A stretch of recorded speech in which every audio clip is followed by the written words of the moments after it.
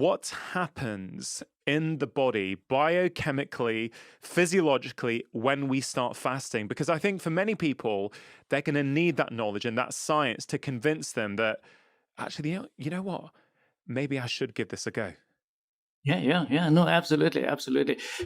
What fasting does, it allows your body to do what it was made to do. You see, we eat. Insulin comes in, puts everything into storage, so you build up some fat. And then you're supposed to live. So when you live, you now start utilizing your calories and you start burning the sugar. When that goes out after maybe about 4 hours or 5 hours, then the glycogen stores in your liver and in your muscles start breaking down, start giving you the calories that you really need to burn so you can run, do your day-to-day activities and all that. And when you run out of that by, let's say, about 18 hours or 20 hours, and then the body says, I need to start burning fat now. That's what you're supposed to do. That's why you put on fat in the first place. That's why we have fat. It's a storage. And then you start burning that fat. And therefore, you start burning that fat. So the fat comes out, comes into your liver, gets converted to some ketones perhaps. And now you're making ketones. And the ketones are being utilized for energy. And then you go for your next meal again. So the body was made to do this. It was not made to just pile on all the time. Because that results in increased fat stores, which you'll never break down. So your body was supposed to do this from the design. You're supposed to do this. So the important thing is that when you eat and you're taking calories, your insulin level obviously goes up. Why? Because insulin has to get that sugar out of the bloodstream. Blood sugar must always come down because otherwise you get damage from that high glucose level in your bloodstream. That's why we treat diabetes, right? Because the blood sugar, or the glucose rather, attaches itself to proteins, so you get glycation end products, and therefore these proteins become dysfunctional. So insulin says, I'm going to take the glucose out, put it down into the storage. First place it puts it into is the liver. When the liver stores are full, then it spills over into the pancreas. More calories come in, there's more glucose, then it goes into the muscles. And it stores everything, and from there into the skin. And that's the way it was supposed to be.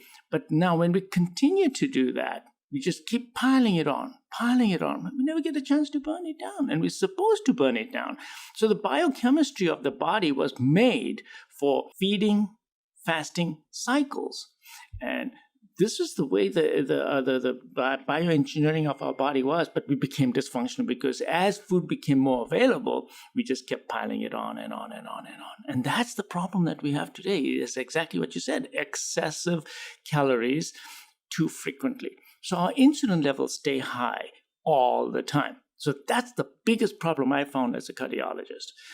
You're eating all the time, you're stimulating your insulin all the time, insulin stays high, never gets a chance to come down.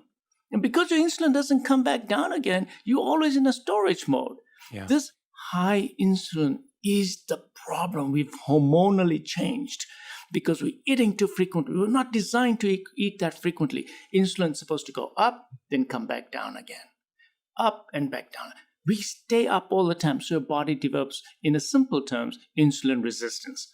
Now, the next time you eat, you need even more insulin because just like wearing a jacket, you first feel it, then you don't feel it. The body, when it has high levels of insulin all the time, it becomes insensitive to it. And that's what's happening. We are a hormonally modified human being now. We're becoming insulin resistant. And this insulin resistance results in higher and higher insulin levels. And that's the problem I found. And I just want to digress a little bit. I'll tell you how I came to this. In my practice, what was happening is patients were coming in with heart attacks and hardening of the arteries and angina. And I said, okay, there must be a cause. And I looked for it. And the cholesterol, most of the time, was okay. Blood pressure was okay. They were not diabetic. And then I see all this hardening of the arteries. And I'm wondering why. So about 12, 15 years ago, I started doing sugar tests on them, and I found that they actually had mild diabetes, what we call glucose intolerance or impaired fasting glucose. So the sugars were just slightly high, but not enough to make them a diabetic. So I said, okay, fine. So I should put these patients on something to sensitize them and make them better. And I put them on metformin, and I got a lot of resistance from a lot of physicians in the community, plus patients, but the outcomes were better. They actually did better. Then I started doing insulin testing in my office. And I started doing this when I read some information from a physician who wrote a book on insulin, and Dr. Kraft. So it's called the Kraft test. So now what we do is we give them sugar water, patients, and we measure the sugar levels going up and back down again, and said, okay, it went up a little bit, not too bad. But I looked at the insulin response, and it was massive in these patients. So I took 100 patients, and I saw that they were making so much insulin. And I said, this is ridiculous. Why are you making so much insulin? Well, they had insulin resistance. And then I linked the fact that it's the high insulin level that's actually causing the hardening of the arteries, because the sugar levels are okay. Of course, what happens is over time, it's taking a gallon of insulin to bring your sugar levels under control. Eventually, even that's not enough. So then the sugar level goes up. And then they go to the doctor and say, oh, your sugar levels are high, or your hemoglobin A1C level is high. Now you're a diabetic. Well, guess what? It's too late. You already have all the hardening of the arteries. You've done so much damage to your arteries. You probably did it for 15 to 20 years. And that's the discovery. And that's what really motivated me to make these changes in my patients, to say that, look, I got to get that insulin level down. And it is that high insulin level that really motivated me to really do the fasting program. Because I said, okay, how am I going to get insulin levels down? How do I do that? I don't have a drug. So that's what, look, the whole thing comes down to insulin. For me, it was. Now, as things happen, I discovered more and more fun things in this fantastic journey. But the bottom line is, it was the high insulin level that really got me into this, because I found that when I brought the insulin levels down, my coronary artery disease, atherosclerosis, just went down. Patients did so much better. And that high insulin level, the only thing I know that really helps to bring that insulin level down, besides metformin and a few other drugs, really is fasting. Because when you don't eat, guess what? You don't make insulin. That's it. Your insulin levels plummet. And then the next time you eat, you make insulin, but a much less amount, because you're not sensitive. So this fasting, I got into it through this way. Not because I just wanted to make them reduce weight, because I just wanted to reduce blood pressure. It was really the insulin that got me into fasting. Then, of course, I discovered as time went on that, my God, the blood pressures were coming down, and I realized that insulin is a vasoconstrictor. It reduces nitric oxide in your blood vessels, so therefore your blood vessels can't dilate. Now that brings me to hypertension. That I said, oh my God, I was taught, and you were taught, that 95% of hypertension is essential. And this very word essential, there's nothing essential about hypertension. You don't need it. So should we explain to non-medical listeners what does that term essential mean? When we say essential hypertension, what do we mean by that? Which means we don't know the cause of it. It's idiopathic. Idiopathic is another word we use, which means we don't really know clearly what the cause is. It's just something that just happens. So this essential hypertension is not really essential. You don't really need it. And I found through my own experiences here that the fasting brought the blood pressures down. And I said, okay, so what's the correlation? It's insulin. I started reading more about insulin. And sure enough, when you give patients an insulin shot, the blood pressure goes up. You take them off insulin, blood pressures come down. Insulin causes nitric oxide depletion in the blood vessels. Nitric oxide, by the way, is a vasodilator. Okay? Nitric oxide is a natural endogenous product that makes your blood vessels dilate. And then when nitric oxide goes down, the vasoconstrict. This is a dynamic state that you're supposed to have. You walk into a cold room, you vasoconstrict. That means your blood vessels go down. When you go into a hot room, you vasodilate. That's a normal response. This nitric oxide is most essential in our body. It is so important for blood vessels that, in fact, there was a Nobel Prize awarded for this nitric oxide, as you know. So for the audience to realize that insulin, when it comes down, your nitric oxide production goes up, and therefore you vasodilate appropriately. Your blood vessels are not imprisoned anymore, and blood pressure started coming down. I said, this is amazing, because for the first time in my life, I felt that the patients were doing something that was actually bringing their blood pressures down. I mean, we always tell patients who have high blood pressure, okay, avoid excessive salt and go do some exercises, and those are fine, because they also can improve nitric oxide production. But this was a very powerful one. When I brought that insulin levels down on these patients through fasting, blood pressures just plummeted, and I had to actually take patients off blood pressure medications. So that's a huge thing that I found with insulin. So fasting seemed to me the best way to really make the patient's blood pressures come down. And I found that the weights came down. And the question is, why did the weight come down? Well, insulin, in the bottom line for all your listeners, insulin just is a storage molecule. Puts everything in storage. So when the insulin levels come down, the storage padlocks are taken off. So your fat can now be mobilized. Now there's, of course, I can go into all the enzymes that are involved and the hormone-dependent lipase, et cetera, et cetera, et cetera. But the bottom line is when insulin levels come down, now your fat pads are available for metabolism. And I found that the fats just started coming off the patients. And when I would look at these patients who would do the fasting program, I'd look at them and they look great. It's not like their faces are all, the excess of skin hanging off, or they have skin hanging off their arms. No. Fasting patients seemed to lose weight in a more beautiful way. They were actually losing fat, but they were also losing the right amount of skin as well. Because you see, prior to this, I used to tell patients, okay, you want to cut your calories to only 850 calories a day. And you're going to have 4 meals a day. Each one is going to be this much. And the patients would come back. Sure, they lost some weight. They would lose a lot, actually, sometimes. But they would look terrible.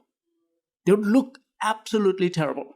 Their faces, their skin, and plus they were miserable because they just they didn't feel good eating small amounts of food frequently.